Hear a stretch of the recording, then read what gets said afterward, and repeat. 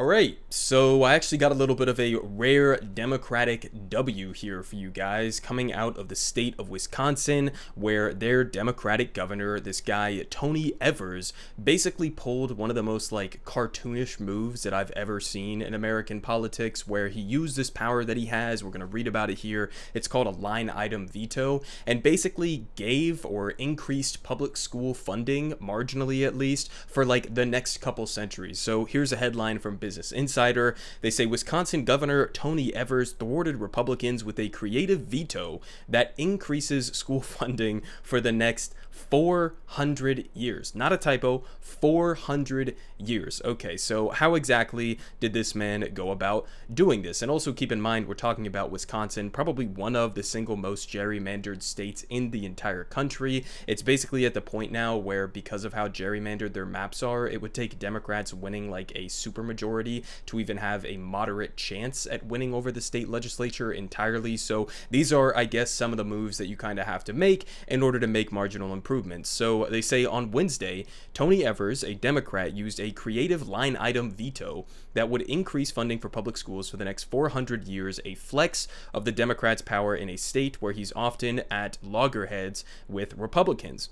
They say Evers' veto means that the state limit on how much school districts can, quote, raise through the combination of state aid and local property taxes would increase $325 per student each year through 2425 per the Capital Times. Okay, $325 per student each year for the next 400 years. So is that enough to dramatically improve the schooling system broadly in Wisconsin or around the United States with moves like this? No, it's not obviously going to make everything perfect, but that is going to be a significant improvement. I mean, keep in mind, in a lot of public schools, especially around the US, we have teachers who, number one, aren't even paid enough, but number two, then have to go and pull out their own wallets sometimes in order to get school supplies that are enough for the students that they do have. So I mean, this could actually make a significant difference, and obviously it's a good thing, better than not having this, right? So they continue. They say Evers was able to make the nearly 400-year-old addition by vetoing part of a phrase that had referred to the 2024-2025 school year by striking a hyphen and the 20. So when read together, the legislature's previous proposal for the 2023 through 2024 and the 2024-2025 school years, so this year and next year, became 2023 through 2024-25. And this is what it actually looked like on the page. I mean, this is, again, just cartoonish, but in a good way, right? I mean, obviously, I don't even know, honestly, if I could come down firmly one way or another on whether or not this should be a power that a governor has, because I could see it, being weaponized in good instances like this by Tony Evers, where you're actually increasing school funding for hundreds of years. I mean, obviously an unambiguously good thing, but then I could also see Republicans toying around with some bills that some Democratic state legislatures end up getting through that could be good bills that are then just torn into a million pieces because of games like this that are played. But I mean, look at this shit, right? What's in red is what he took out for the limit of the 2023, and then just struck out the hyphen, struck out all of this, and just kept the 2024-2025. I mean, it's honestly, it's amazing. Okay, so they finish off here. They say Wisconsin is one of 44 states where a governor has at least line item veto power, according to the National Conference of State Legislatures. So apparently this is much more of a common thing than I knew about, but they give a little caveat here. They say such authority, which the President of the United States does not have, allows the governors the ability to cut just part of a proposal without vetoing the entirety of it. It is immensely powerful, especially when it is used at the end of a session where legislatures may struggle to come up with the necessary numbers needed to override a veto. And I'm pretty sure that some different states, even though they say it's 44, some of them have more limitations. I mean, for example, I think that in Wisconsin, they were the governor was only allowed to change certain things in regards to numbers and hyphens, but there were more restrictions on taking out full sentences or completely changing the meaning of the bill, which kind of leads me to another question, which is are they going to challenge this in the courts or something like that? Is that even something that Republicans could try to do in order to try to get this undone? Because again, it just seems like it's kind of a ridiculous thing, right? The bill clearly was saying we only want this funding for the next couple of years, and you just extendo it out for hundreds of years. I mean, it seems like something maybe they could challenge in the courts. I don't know, but I like that he did this. Obviously, it's good to see Democrats actually even moderately attempting to fight for good things that will materially improve the lives of potentially like hundreds of thousands or millions of different people. So it's a good thing at the end of the day. Is it going to last?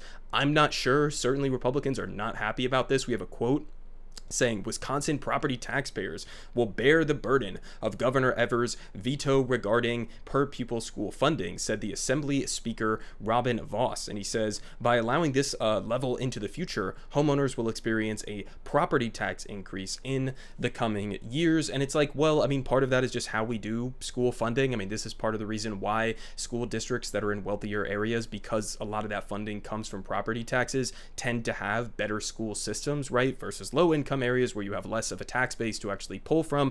I don't think that's the best system at the end of the day, but this is the system that, certainly Republicans, it seems like, are in favor of when they're not trying to just completely dismantle public education. But I mean, this is basically how they're going to try to, I guess, push back against this. But at the same time, it's like, are you really going to go around to the public and try to like aggressively say that our schools or the schools in Wisconsin don't need more money? I mean, it seems like that would be a broadly popular policy on the side of the Democrats. So it's kind of like a lose-lose issue here for Republicans if they really want to do, or they really do want to take that fight all the way up the chain. But I have one more example here of something that I guess like was similar to that kind of a thing with the veto power of some of these newly elected representatives. This one was from Josh Shapiro up in Pennsylvania.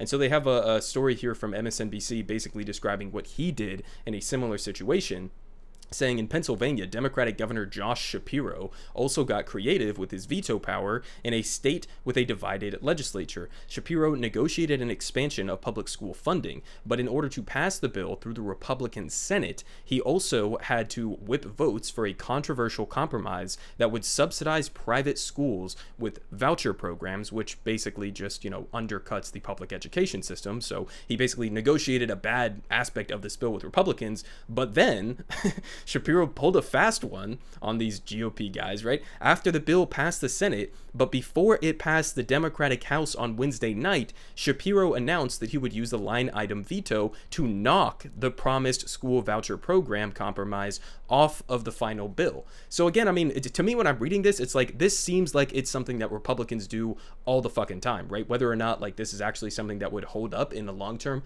I don't know. Again, it's kind of like sleazy tactics. In this case, it happens to be sleazy tactics for something that is a good thing, so I'm in favor of it. But I mean, it seems like I'm almost reading something that Republicans did, because I never see Democrats actually use the same tricks that Republicans use to do bad things to actually do good things. So I mean, rare W's here from both Tony Evers in Wisconsin and Josh Shapiro over in Pennsylvania. And I mean, I guess the the message here at the end of the day is that this meme stays true. I mean, this is something that I showed in a previous video. I think we were talking about like pro-labor laws that were passed in Minnesota. But I mean, this just seems to be the case for some reason. New York Dems with a supermajority versus Midwest Dems with a 1-vote margin. The New York Dems, neoliberal ghouls, corrupted through and through like Clinton's. And then you have Vladimir Lenin over here that is obviously representing the Midwest Democrats. And maybe it has to do somewhat with the fact that a lot of these like big liberal cities are just so entrenched in the Democrat side of the flank that, they get these sort of systems in place and they're secure in their power status because they don't really have,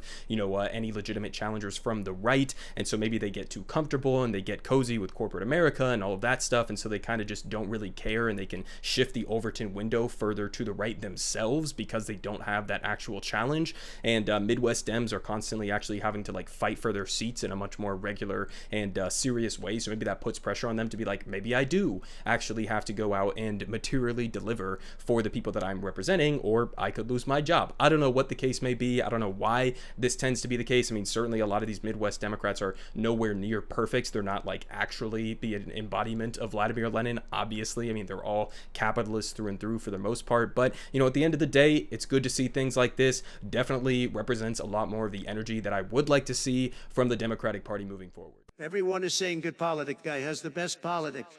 Believe me, no one does it like him.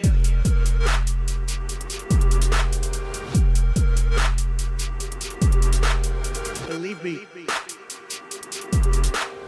everyone is saying